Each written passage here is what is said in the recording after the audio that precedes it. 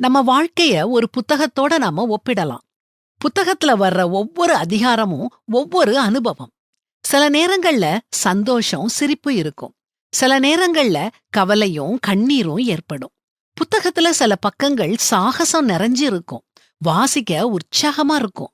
அப்புறம் 2, 3 பக்கம் தள்ளி எந்த ஒரு திடுக்கிடும் சம்பவமும் இல்லாம கதை அமைதியா போகும். ஆனா ஒன்ன மட்டும் நாம தெளிவா தெரிஞ்சுக்கிறணும்.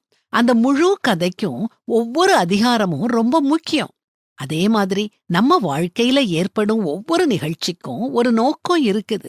சில சவால்களை எதிர்கொள்ள முடியாம தவிர்த்திடலாம்னு நினைக்க கூடாது. அதே மாதிரி ஒரு அதிகாரத்தை மட்டுமே வாசிச்சுக்கிட்டே இருக்கக்கூடாது.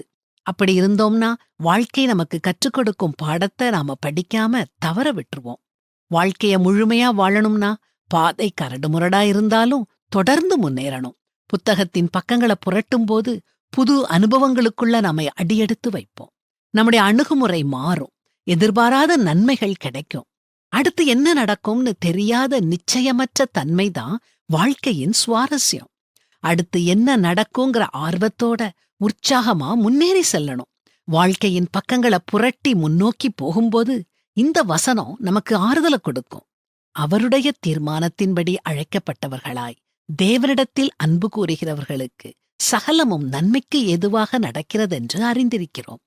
நாம இப்போ துக்ககரமான பக்கத்தை வாசிச்சுக்கிட்டு இருக்கலாம். கவலைப்படாதீங்க. அடுத்த அதிகாரம் புதிய வாய்ப்புகளை கொண்டு வரும். மலை போல வந்த துன்பம் பனி போல மாறும். புத்தகத்தை உற்சாகமா தொடர்ந்து வாசிங்க.